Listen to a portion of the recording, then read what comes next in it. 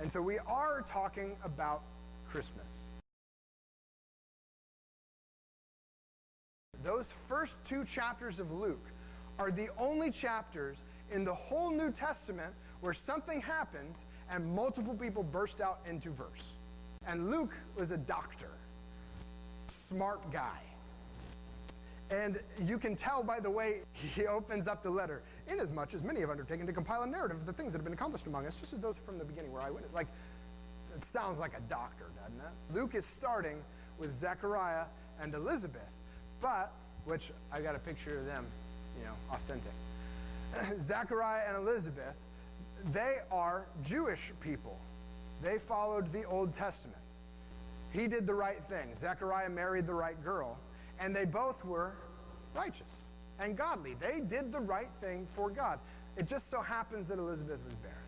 But for them was like, that's shameful. For a priest to be married and to not have children is like a big, big deal. Are there things in your life that you go, God, why did you do this to me? I didn't do anything to deserve this. He was chosen by Lot to enter the temple of the Lord and burn incense. And the whole multitude of the people were praying outside at the hour of incense.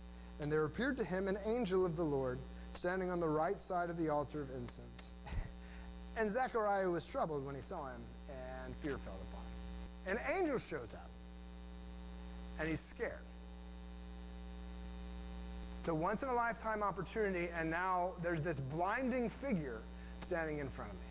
So the angel shows up and says, hey, Zechariah, God heard your prayer. Because he's there offering prayers on behalf of the people. Everybody's waiting outside for him to offer their prayers. And he also slips one in, for himself. Like, hey, God, we don't have a kid. And the angel shows up and says, yeah, God heard you. You're going to have a kid.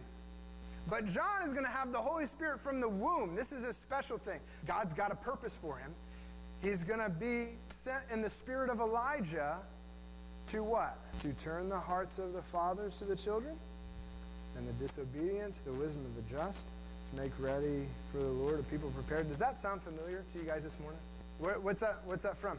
It's from Malachi. We read it. The last book of the Bible, the last chapter of the book, the angel shows up and says, hey, remember God's been quiet for 400 years since the Declaration of Independence. He's back and he's going to do it. And he's going to give you a blessing in having a child while he does it.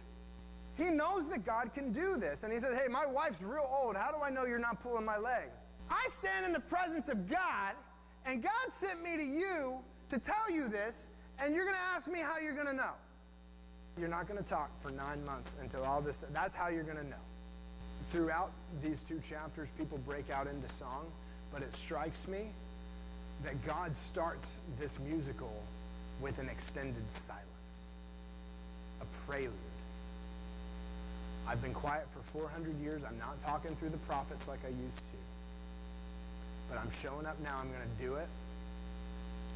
And your lack of belief means that you're not going to be able to speak. Can we acknowledge that we need space for silence in our lives, whether God has to strike us mute or not? What do you think about for 9 months when an angel just told you you're going to have a kid? You're a priest. And you didn't believe an angel when he told you what God was going to do. For me, that's a crisis of faith. God, I've served you all these years. And now you're answering my prayer, and I don't believe you? And when his time of service was ended, he went to his home. And after these days, his wife Elizabeth conceived. Zechariah has gone to school. He's studied. He's memorized. He knows how God works. He trusts God. He serves God. And his wife's faith shows him up. She hid herself like, God, this is incredible. I want to worship you through what you're doing. But Elizabeth, it's like, you took away my reproach. The shame that I was feeling because I didn't have, you took it away, God. You answered my prayer.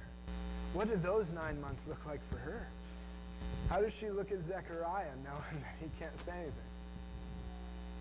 How does he explain what happened? So the bottom line, as I take away, is yesterday's faith does not guarantee belief today. If you've done the right thing for forever, that doesn't mean tomorrow you're going to do the right thing. We need God today. You can't stockpile faith in the past for tomorrow.